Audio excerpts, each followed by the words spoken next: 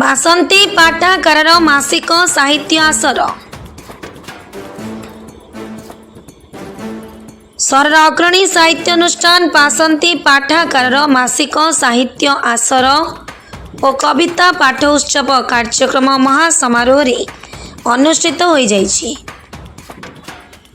ପାଠାଗାର କାର୍ଯ୍ୟକାରୀ ସଭାପତି ସୁଭାଷ ମହାପାତ୍ରଙ୍କ ସଭାପତିତ୍ୱ, ସାଧାରଣ ସମ୍ପାଦକ ବିକ୍ରମ ଚନ୍ଦ୍ର ଆଚାର୍ଯ୍ୟଙ୍କ ଆବାହକତ୍ୱ ତଥା ସାଂସ୍କୃତିକ ସମ୍ପାଦିକା କବିତା ଦାସଙ୍କ ସଂଯୋଜନାରେ ଆୟୋଜିତ ଏହି କାର୍ଯ୍ୟକ୍ରମରେ ଶିକ୍ଷାବିତ୍ ପ୍ରସନ୍ନଜିତ ତ୍ରିପାଠୀ ମୁଖ୍ୟ ଅତିଥି ଓ କବି ରାଜୀବ ପାଣି ମୁଖ୍ୟ ବକ୍ତା ଭାବେ ଯୋଗଦେଇ ଆଲୋଚ୍ୟ ବିଷୟ ଭାବର ଠାକୁର ଶ୍ରୀ ଜଗନ୍ନାଥଙ୍କ ସମ୍ପର୍କରେ ଆଲୋଚନା କରିଥିଲେ।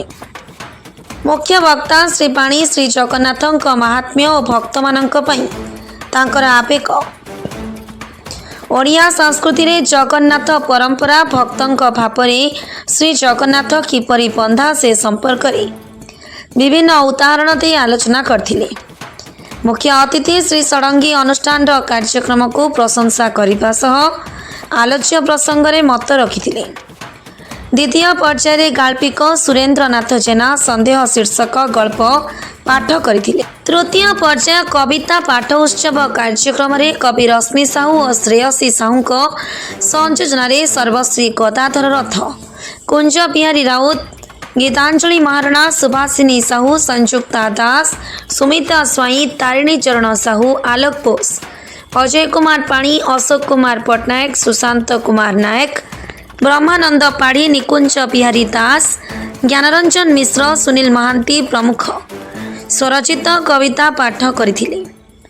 ପ୍ରାରମ୍ଭରେ ସଭାପତି ଶ୍ରୀ ମହାପାତ୍ର ସ୍ୱାଗତ ଭାଷଣ ସହ ଅତିଥିମାନଙ୍କ ପରିଚୟ, ଆବାହକ ଶ୍ରୀ ଆଚାର୍ଯ୍ୟ ଆଲୋଚ୍ୟ ବିଷୟର ଆଭିମୁଖ୍ୟ ସମ୍ପର୍କରେ ବକ୍ତବ୍ୟ ରଖିଥିଲେ। ଶେଷରେ ଅଜୟ କୁମାର ପ୍ରଧାନ ଧନ୍ୟବାଦ ଅର୍ପଣ କରିଥିଲେ।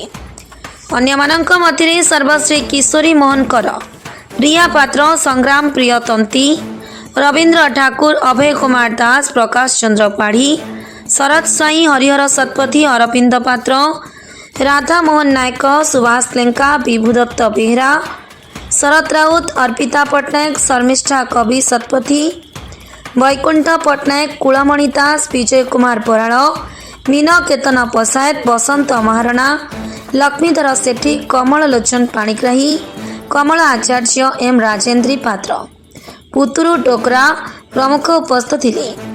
ରାଉରକେଲାରୁ କୁଞ୍ଜ ବିହାରୀ ରାଉତଙ୍କ ରିପୋର୍ଟ, ମସିହା ନ୍ୟୁଜ୍ ସର୍ଭିସ୍। ଆପଣ ମସିହା ନ୍ୟୁଜ୍ର ୟୁଟ୍ୟୁବ୍ ଚ୍ୟାନେଲକୁ ସବସ୍କ୍ରାଇବ୍ କଲେଣି କି? ଯଦି କରିନାହାନ୍ତି ଏବେ କରିନିଅନ୍ତୁ। ଏହା ସହ ମସିହା ନ୍ୟୁଜ୍ର ଫେସବୁକ୍ ପେଜ୍କୁ ଓ ଟ୍ୱିଟର୍କୁ ଫଲୋ କରନ୍ତୁ।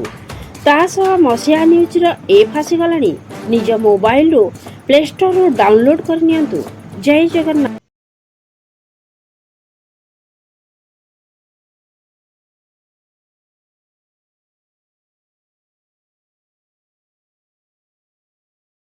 ନଥିଲା କିରଣ ତାଙ୍କ ସମ୍ମୁଖରେ ଠିଆ ହୋଇଛି ବୋଲି ଅତି ଖୁସିରେ ଚନ୍ଦ୍ରମଣି କିରଣର ମୁଣ୍ଡକୁ ଆଉଁସି ଦେଇ କହିଲେ, ଭଗବାନଙ୍କର ଲୀଳା ଅତି ବିଚିତ୍ର। ଯେଉଁ ଭଉଣୀକି ଇଚ୍ଛା ଥିଲେ ବି ଦେଖିପାରୁନଥିଲି, ଆଜି ପବିତ୍ର ରାକ୍ଷୀ ପୂର୍ଣ୍ଣମୀରେ ସେହି ଭଉଣୀକୁ ତାଙ୍କ ସ୍ଥାନରେ ଠିଆ ହୋଇ ଦେଖୁଛି। କିରଣ ଅତି ଖୁସିରେ ଗୋଟିଏ ପ୍ଲେଟରେ ରାକ୍ଷୀ ଓ ମିଠା ଆଣି ଚନ୍ଦ୍ରମଣିଙ୍କ ହାତରେ ରାକ୍ଷୀ ବାନ୍ଧି ପ୍ରଣାମ କଲା। କିରଣ ହସି ହସି କହିଲା, ଏପରି ସନ୍ଧ୍ୟା ଆଉ ଯେପରି କୌଣସି ସ୍ୱାମୀଙ୍କ ମୁଣ୍ଡରେ ନ ଆସୁ, ଏତିକି ମୋର ଭଗବାନଙ୍କ ନିକଟରେ ପ୍ରାର୍ଥନା। ସମସ୍ତେ ହସି ହସି ମିଠା ଖାଉଥିଲେ। କିରଣ କିନ୍ତୁ ରାଧାକାନ୍ତକୁ ଚାହିଁ ମୁସ୍କି ମୁସ୍କି ହସି କହିଲା, ଆଉ କୁମରେ ସନ୍ଦେହ ନାହିଁ ତ? ରାଧାକାନ୍ତ କିରଣର ହାତକୁ ଧରି କହିଲା, ନା ନା ନା। ଚନ୍ଦ୍ରମଣି ଦୃଶ୍ୟ ଦେଖି ସ୍ତ୍ରୀଙ୍କ ସହିତ ମୁସ୍କି ମୁସ୍କି ହସୁଥିଲେ। ସେ ହସ ଥିଲା ଆତ୍ମତୃପ୍ତି ପାଇଁ।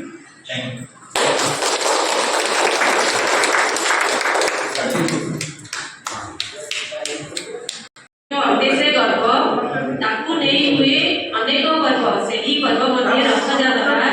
ଭାବ ଭକ୍ତିର ସେ ପୁଣ୍ୟ ବସରା, ପତିତ ଜନଙ୍କୁ ଉଦ୍ଧାରିବା ପାଇଁ ଆସିଛି କାଳିଆ ସୁନା।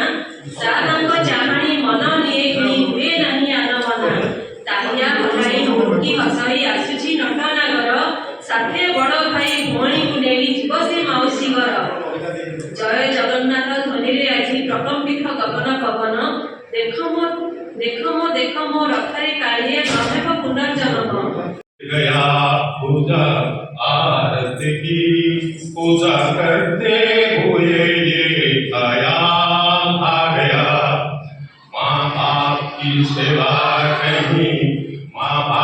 सेवा करी छंदी विश्व पुराण प्रेम पाठ डोरे करुच तमे बंदी